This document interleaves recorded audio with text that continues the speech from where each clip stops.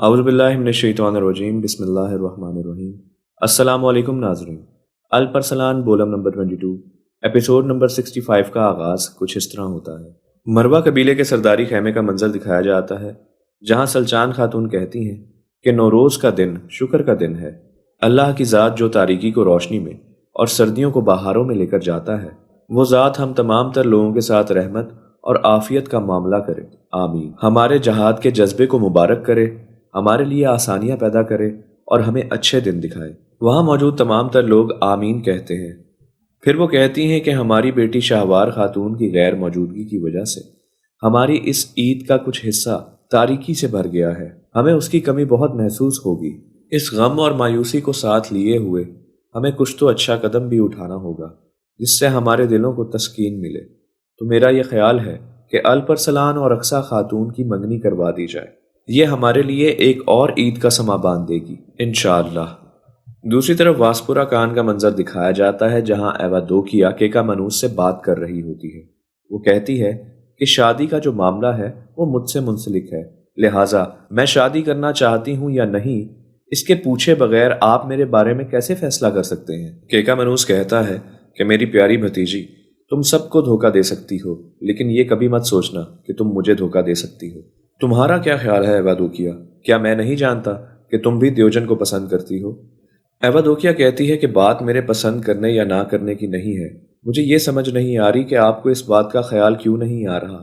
آپ اس شخص سے میری شادی کرانے کے بارے میں سوچ رہے ہیں جو آپ کو قتل کرنے کا منصوبہ بنا چکا ہے۔ کیکا منوس جواباً کہتا ہے کہ تم ٹھیک کہتی ہو، لیکن تمہارے ٹھیک کہنے سے کچھ بدل نہیں جائے گا۔ لیکن ایک بات اور یاد رکھنا کہ محبت سرکش ہوتی ہے، یہ آسانی سے ختم نہیں ہوتی۔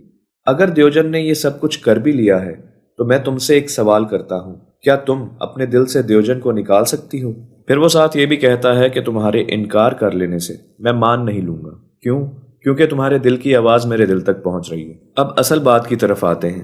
اگر کیسر کو میرے معاہدے کے بارے میں پتہ چل گیا جو میں نے سلجوکیوں کے ساتھ کیا ہے تو اس سے میری زندگی کا اختتام ہو جائے گا، اور نہ کہ صرف میری زندگی بلکہ تمہاری زندگی کا بھی۔ تم نے دیکھ ہی لیا ہوگا کہ میری غیر موجودگی میں ان لوگوں نے تمہارے ساتھ کیا کیا، اور ابھی بھی ہمارے پاس سنہری موقع ہے دیوجن کی شکل میں، یعنی کہ اگر تم اس کے دل پر راج کرنے لگو اور اس سے اپنی بات منوانے لگو تو ہم دونوں کے لیے بہت سی آسانیاں پیدا ہو سکتی ہیں، کیونکہ دیوجن ہی وہ واحد شخص ہے جو کیسر تک اس خط کو پہنچا سکتا ہے، اور ہمیں اس خط یا معاہدے کو کیسر تک پہنچنے سے روکنا ہوگا۔ ابھی یہ بات چیت جاری ہی ہوتی ہے کہ وہاں پر دیوجن آ جاتا ہے اور وہ کہتا ہے کہ سب کچھ آپ کے کہنے کے مطابق ہو رہا ہے گورنر صاحب، شادی سادگی سے شام سے پہلے کروا دی جائے گی۔ میں یقیناً یہ جانتا ہوں کہ ایوادوکیا اپنی شادی کے حوالے سے ایک شاندار تقریب چاہتی ہے، اس لیے میں نے قسطنطنیہ میں بھی یہ خبر پہنچا دی ہے۔ کیکا منوس کہتا ہے بہت خوب، آرچ بشپ کے بارے میں کیا خیال ہے؟ میرا خیال ہے کہ تم اسے ملنا چاہتے ہو۔ دیوجن کہتا ہے کہ محترم وہ رستے میں ہی ہے، ہماری شادی منعقد کرنے کے لیے وہ باسپورا کان آ رہا ہے۔ دوسری طرف مروہ قبیلے کا منظر دکھایا جاتا ہے۔ آکنی اماں کے سرداری خیمے میں سلیمان صاحب اجازت لینے کے بعد آ جاتے ہیں۔ آکنی اماں پریشان ہو کے پوچھتی ہیں کیا تم ٹھیک ہو؟ کیا تمہارے زخم میں تکلیف تو نہیں ہو رہی سلیمان؟ سلیمان کہتا ہے ہرگز نہیں، میں ٹھیک ہوں الحمدللہ۔ پھر سلیمان صاحب آکنی اماں سے کہتے ہیں کہ میں آپ سے کچھ پوچھنا چاہتا ہوں، اور کراجہ خاتون کے متعلق، یعنی کہ آپ مجھے یہ بتائیں کہ کراجہ خاتون کتنے عرصے بعد بیٹے کو پیدائش دیں گی؟ ایک باپ ہونے کے ناطے سلیمان صاحب تھوڑے سے بے صبرے ہو رہے ہوتے ہیں کہ ان کی پہلی اولاد کو وہ کب اپنی گود میں اٹھائیں گے۔ آکنی اماں کہتی ہیں میرے بیٹے، یہی سوال تم نے ایک ہفتہ پہلے مجھ سے پوچھا تھا۔ سب ٹھیک تو ہے کیونکہ کراجہ خاتون حاملہ ہے، لیکن اس سے زیادہ بے صبرے تم ہو رہے ہو۔ لیکن اگر میں اپنی ناقص عقل کی بات کروں تو ابھی بچہ صرف 20 ہفتوں کا ہے، اور کم سے کم بچے کو 40 ہفتوں کا ہونا چاہیے، تبھی وہ اس دنیا میں آ سکتا ہے۔ لہٰذا اب تم بے فکر ہو جاؤ کیونکہ ابھی کافی وقت پڑا ہے۔ ابراہیم ینال فرات سے کہتا ہے کہ یہاں پر ضرورت کی تمام تر چیزیں موجود ہیں اور یہ سب کچھ تمہاری وجہ سے ہے۔ پھر وہ جنرل دوکاس کی طرف متوجہ ہو کر کہتا ہے کہ شہزادی ایوادوکیا اور دیوجن کی شادی ہونے لگی ہے۔ بڑے بڑے وزیر اور امراء واسپورا کان کی طرف جا رہے ہیں، کیا شادی کی دعوت آپ تک نہیں پہنچی جنرل دوکاس؟ جنرل دوکاس منہ بناتے ہوئے کہتا ہے کہ دیوجن اپنی جگہ کیسر روم کے سامنے بنانا چاہتا ہے، اسی لیے وہ ایوادوکیا سے شادی کر رہا ہے تاکہ اس کو عزت مل سکے، لیکن میں ایسا ہرگز نہیں ہونے دوں گا۔ پھر دوکاس ابراہیم ینال سے کہتا ہے کیا اس معاملے میں آپ میری مدد کریں گے؟ ابراہیم ینال کہتا ہے کیسی مدد، اور میں تمہاری مدد کیوں کروں گا؟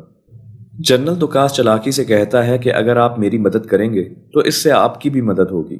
میں کیسر روم سے اپنی جان کی حفاظت کرنے کے بدلے میں آپ کو بہت کچھ عطا کروا دوں گا، آپ کو بہت بڑی مقدار میں فدیہ بھی مل جائے گا۔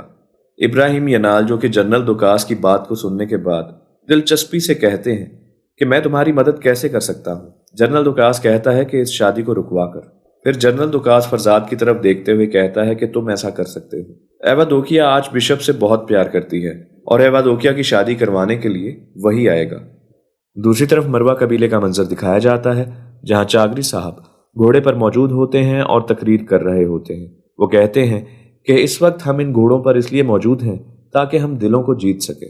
تلوار ہمارے الفاظ ہیں اور ہماری آنکھیں محبت سے چمکتی ہیں، اور اب اللہ اور اس کے عظیم رسول یعنی کہ حضرت محمد مصطفیٰ صلی اللہ علیہ وآلہ وسلم کو گواہ بنا کر کہتا ہوں، میں میکائیل کا فرزند چاگری آکنی اماں کی طرف دیکھتے ہوئے کہتے ہیں کہ میں آپ سے آپ کی بیٹی کا ہاتھ یعنی کہ اقصیٰ خاتون کا ہاتھ اپنے بیٹے الپرسلان صاحب کے لیے مانگتا ہوں تاکہ وہ ہمارے بیٹے الپرسلان کی زندگی کا چاند اور اس کے سر کا تاج بن سکے۔ پھر وہ اقصیٰ خاتون کی طرف متوجہ ہو کر کہتے ہیں کہ میں جانتا ہوں کہ تمہارے والد شہید ہو چکے ہیں، لیکن تم والدہ کے بغیر نہیں ہو، یعنی کہ تمہاری والدہ زندہ ہے۔ پھر سلچان خاتون کہتی ہیں کہ اب سے تمہاری والدہ میں ہوں، یعنی کہ اگر آپ اس بات کی حمایت کر دیتی ہیں کہ الپرسلان سے آپ بھی شادی کرنا چاہتی ہیں تو آپ کی والدہ صرف آکنی اماں نہیں بلکہ میں بھی ہوں، اور میں قسم کھا کر کہتی ہوں کہ اگر تم میرے بیٹے یعنی کہ الپرسلان صاحب سے شادی کرو گی تو غم کا سایہ تم سے پہلے مجھے ڈھانپے گا، تمہاری آنکھ سے گرنے والا آنسو پہلے میری پلکوں کو چھوئے گا، اور میں تمہیں خوبصورتی کی ہر چیز سے مزین کروں گی۔ پھر سلیمان صاحب کہتے ہیں کہ اب سے تمہارا بھائی میں ہوں، اور وہ بھائی جو یہاں پر فی الحال موجود نہیں ہے، میں ان کی طرف سے بھی یہی کہتا ہوں کہ میرے بھائی الپرسلان کا رستہ حق اور سچ ہے اور اس کا دل سچائی سے بھرا ہوا ہے، اور اس بات کی گواہی میں خود دیتا ہوں۔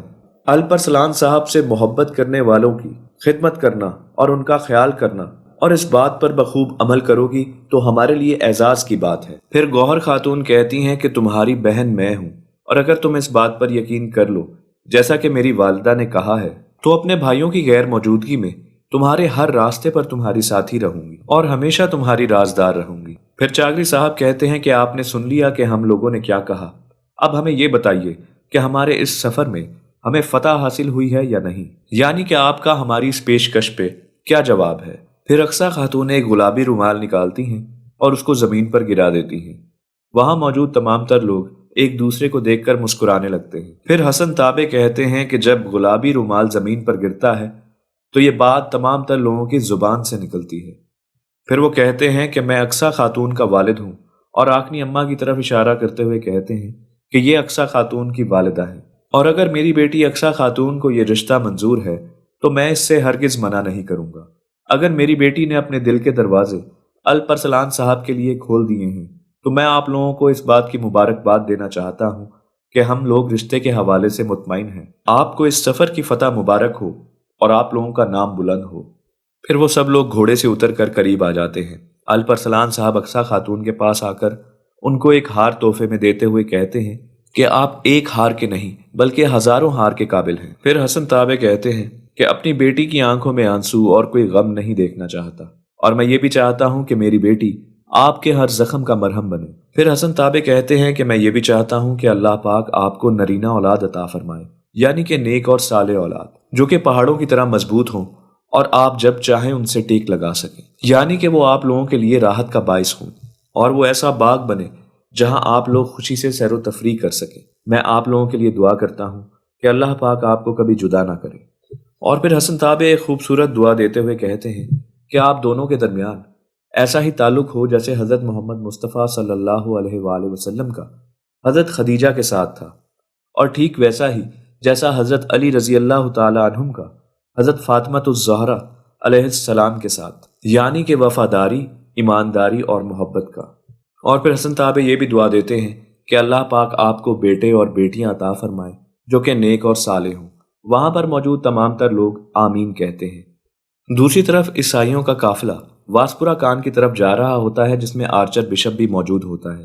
اتنے میں کچھ لوگ ان کے قافلے کے اوپر حملہ کرتے ہیں۔ ایک کے بعد ایک عیسائیوں کو جہنم واصل کرتے چلے جاتے ہیں۔ ناظرین، حملہ کرنے والوں میں فرزاد بھی موجود ہوتا ہے، یعنی کہ ابراہیم ینال اور جنرل دکاس کا کیا ہوا منصوبہ کامیاب ہونے لگتا ہے، یعنی کہ آرچر بشپ کو کسی بھی طریقے سے اغوا کر لیا جائے۔ بالآخر تمام تر عیسائیوں کو جہنم واصل کرنے کے بعد آرچر بشپ کو تحویل میں لے لیا جاتا ہے، یعنی کہ قبضے میں لے لیا جاتا ہے۔ ناظرین، اسی کے ساتھ ایپیسوڈ نمبر 65 کا اختتام ہوا۔ میری اللہ سے دعا ہے کہ اللہ پاک آپ کو، آپ کے اہل خانہ کو اپنے حفظ و امان میں رکھے، آپ کی تمام تر جائز حاجات کو پورا کرے، تمام تر روزے داروں کو روزے کو قبول فرمائے، اور جتنوں کے بھی عزیز و اقارب وفات پا چکے ہیں ان سب کو جنت الفردوس میں اعلیٰ مقام اور مرتبہ عطا فرمائے۔ آمین۔ اللہ نگہبان۔